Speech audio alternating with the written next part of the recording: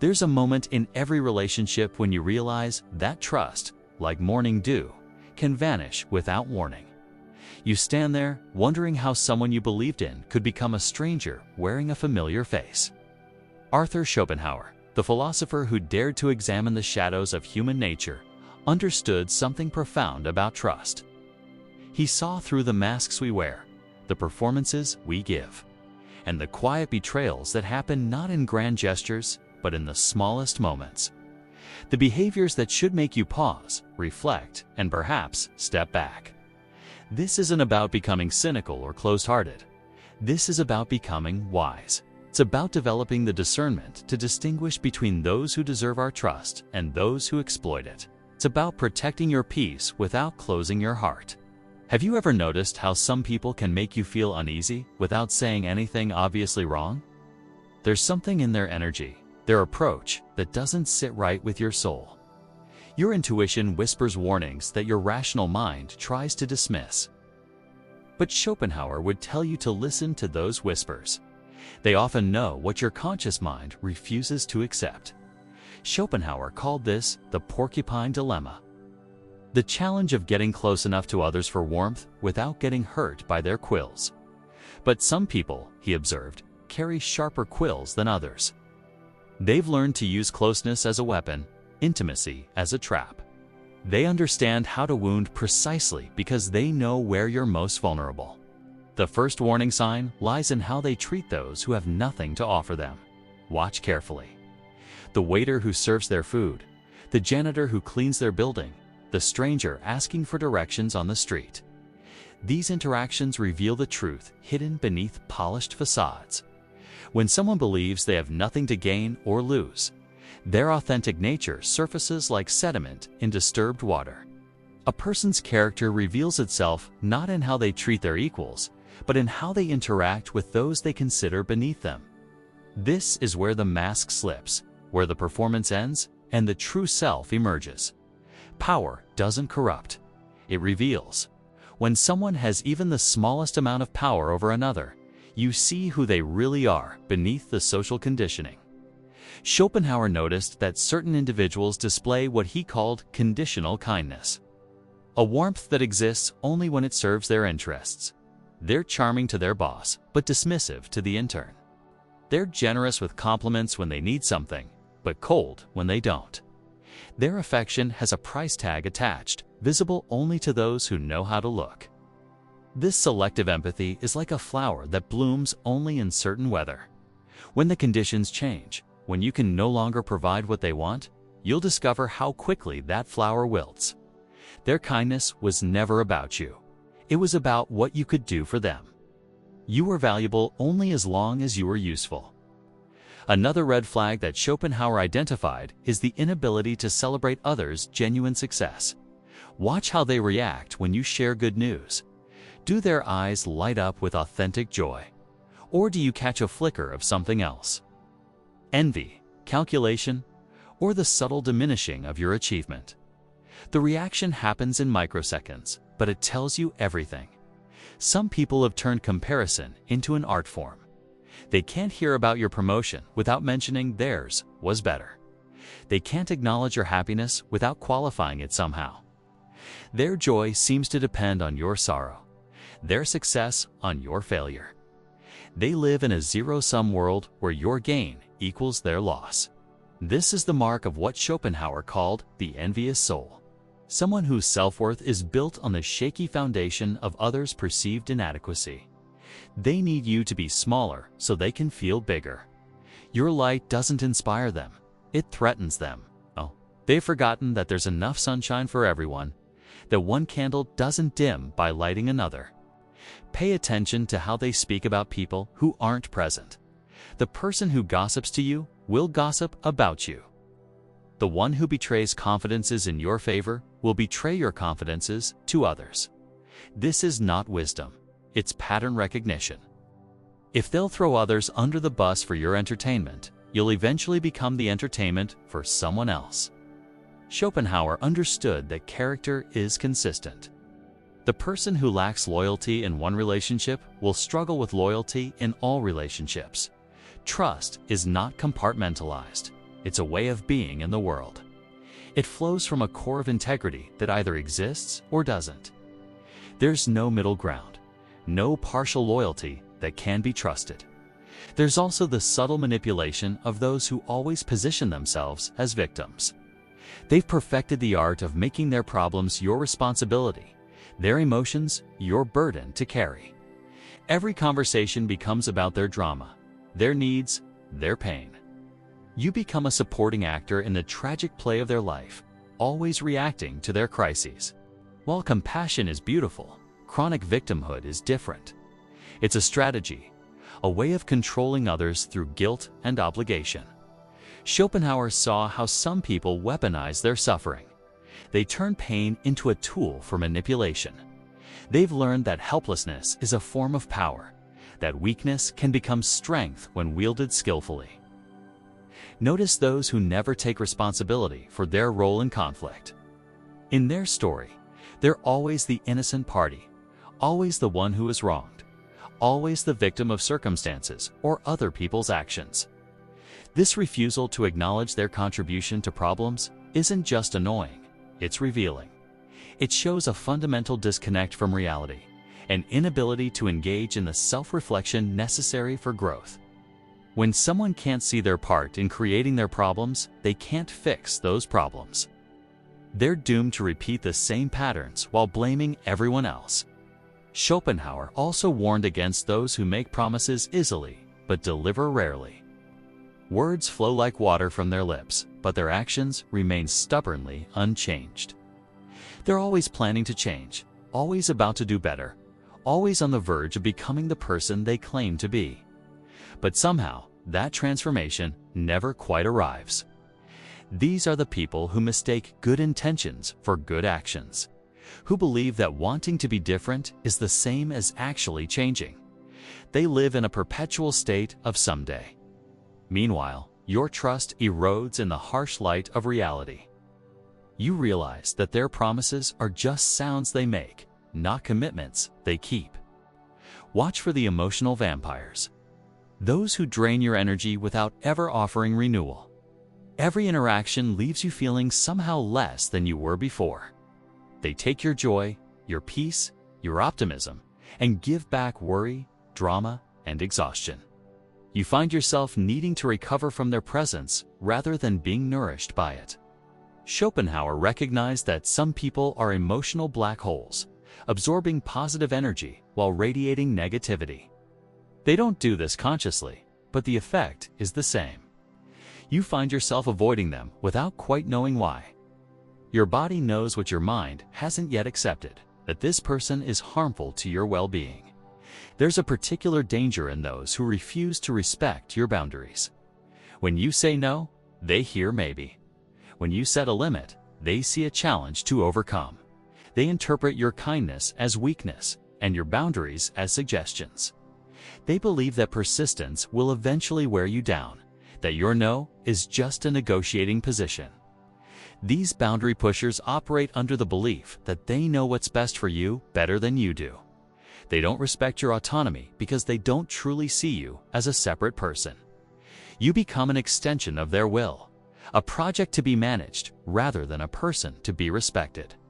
Schopenhauer observed that some people view relationships as transactions rather than connections. Every favor is recorded, every kindness measured, every interaction calculated for its return on investment. Love becomes a ledger, friendship a business arrangement. They keep careful accounts of who owes what to whom, and they're always collecting on debts. This transactional approach to human connection reveals a poverty of the soul. When someone can only relate to you in terms of what you can provide, you're not a person to them. You're a resource to be managed, a tool to be used, a means to an end, rather than an end in yourself. Notice those who are consistently unreliable in small things. If they can't remember to call when they say they will, if they're always late, if they constantly cancel plans, pay attention. Small unreliabilities often predict larger betrayals.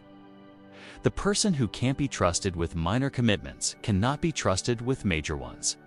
Reliability isn't about perfection, it's about respect. When someone consistently demonstrates that their word means nothing in minor matters, why would you trust it in major ones? They're showing you that their comfort matters more than your peace, their convenience more than your trust. There's also the red flag of excessive charm. Some people pour on charisma like honey, overwhelming you with attention, compliments, and apparent devotion. But this intensity often masks an agenda, a need to control or manipulate. Real charm is effortless. Performed charm has an agenda. Schopenhauer understood that authentic connection develops gradually, like a friendship between trees that grows slowly toward each other over many seasons. Instant intimacy should make you cautious, not grateful. When someone tries to fast-track closeness, ask yourself what they're rushing toward and why. Watch for those who have no long-term relationships. Everyone in their past is an enemy. If every former friend has wronged them, if every ex-partner is crazy, pay attention. The common denominator isn't bad luck, it's them. When someone leaves a trail of burned bridges, they're usually the one holding the matches. The inability to maintain lasting connections often reveals deeper issues with empathy, accountability, and emotional regulation. While everyone has relationship failures, a pattern tells a story. That story is usually about someone who can't see their own contribution to relationship problems, who can't learn from their mistakes. Pay attention to how they handle disagreement. Do they listen to understand or wait to attack? Can they engage with your perspective, or do they immediately move to defend and counterattack? The person who can't tolerate disagreement without making it personal lacks the emotional maturity necessary for deep relationship. They confuse being challenged with being attacked, being questioned with being disrespected. For them, disagreement feels like betrayal, difference like rejection. Schopenhauer also warned against those who seem to have no authentic self. They're constantly changing their opinions, their interests, their personality to match whoever they're with. They're a mirror, reflecting back what they think you want to see, but mirrors don't have their own light. They only reflect what's already there. While adaptability is healthy, constant shapeshifting suggests someone who either doesn't know who they are or is deliberately deceiving others about their true nature. Neither makes for a trustworthy companion. You can't build a relationship with someone who has no consistent self to relate to. Notice the people who never apologize sincerely. When they hurt you, they deflect, justify, or turn it back on you. A real apology acknowledges wrongdoing, expresses genuine remorse, and commits to change. Anything else is just damage control. The inability to apologize authentically reveals a deep insecurity and a fundamental lack of respect for others. If they can't admit when they're wrong, they can't grow from their mistakes or repair the damage they cause. They're trapped in a prison of false perfection. There's danger in those who try to isolate you from others. They subtly criticize your friends, create conflict between you and family, or monopolize your time and attention. They want to be your only source of validation and connection. This isolation isn't love, it's control. Healthy relationships encourage your other connections. They celebrate the fullness of your life, not seek to diminish it. Watch for the people who are comfortable with deception in small things. They lie to get out of social obligations, exaggerate stories for effect, or mislead others for convenience. If they'll deceive others casually, they'll deceive you when it suits them. Integrity isn't situational, it's a way of being in the world. The person who compromises truth when it's convenient lacks the moral foundation necessary for trustworthy relationship. Small lies predict larger betrayals. Schopenhauer recognized that some people are fundamentally selfish, incapable of genuine concern for others' well-being. They may perform acts of kindness, but only when it serves their interests or image. This self-centeredness isn't always obvious. It's revealed in subtle ways. How they respond to your needs when it's inconvenient for them. Whether they remember things that matter to you. If they make sacrifices without expecting immediate rewards. True generosity gives without keeping score. Notice those who consistently make everything about themselves. Your promotion becomes about their career struggles. Your relationship issues become about their past heartbreaks. Your joy becomes about their achievements. This inability to hold space for others' experiences without making it personal reveals deep insecurity and emotional immaturity. They can't celebrate you because they're too busy competing with you. In their world, attention is a limited resource that they must hoard. There's also the warning sign of inconsistency between public and private behavior. They're charitable in public, but cruel in private. Kind to your face, but dismissive behind your back. Supportive when others are watching, but unsupportive when they're not. This duplicity suggests someone who cares more about image than authenticity, more about appearing good than being good. Their character is a performance, and you're just part of the audience. Schopenhauer understood that wisdom lies not in avoiding all difficult people, but in recognizing them early and protecting yourself accordingly. Not everyone deserves your trust, your energy, or your love. Some people are simply not capable of the reciprocity, honesty, and care that healthy relationships require. This isn't your fault, and it's not your job to fix them. The patterns we've explored aren't occasional flaws. They're consistent ways of being in the world. When someone shows you who they are through their actions, believe them the first time. Your intuition often recognizes these red flags before your mind does. That uncomfortable feeling, that sense that something isn't right, that nagging doubt. Trust it. Your subconscious is processing information your conscious mind might dismiss. It's reading the micro-expressions, the energy, the subtle inconsistencies that your rational mind explains away. Protecting yourself from untrustworthy people isn't about becoming cynical or closed-hearted. It's about honoring your worth, respecting your needs, and creating space for relationships that truly nourish your soul. You deserve relationships characterized by mutual respect, genuine care, and authentic connection. You deserve people who celebrate your success, support your growth, and treasure your trust. The wisdom to discern character isn't a gift. It's a skill developed through experience, observation, and the courage to act on what you see rather than what you hope to see. When you stop trusting people who demonstrate untrustworthiness, you create space for those who are worthy of your precious heart, your valuable time, and your beautiful energy. This isn't about perfection. We all have flaws, make mistakes, and sometimes fall short of our best selves. But there's a difference between human imperfection and patterns of behavior. The person who recognizes their flaws, takes responsibility for their mistakes, and works to do better deserves compassion and patience. The person who repeatedly causes harm without remorse deserves distance. Your peace matters. Your joy matters. Your sense of safety and security in relationships matters. Don't sacrifice these precious things for people who don't appreciate or protect them. As Schopenhauer taught us, wisdom lies in understanding human nature clearly, without the distortion of wishful thinking or naive hope. See people as they are, not as you wish they were. Trust is earned through consistent actions over time. It's built in drops and lost in buckets. Guard it carefully, give it wisely, and never feel guilty for protecting it. In a world full of performances and masks, the most radical act is to be authentically yourself while requiring the same authenticity from others.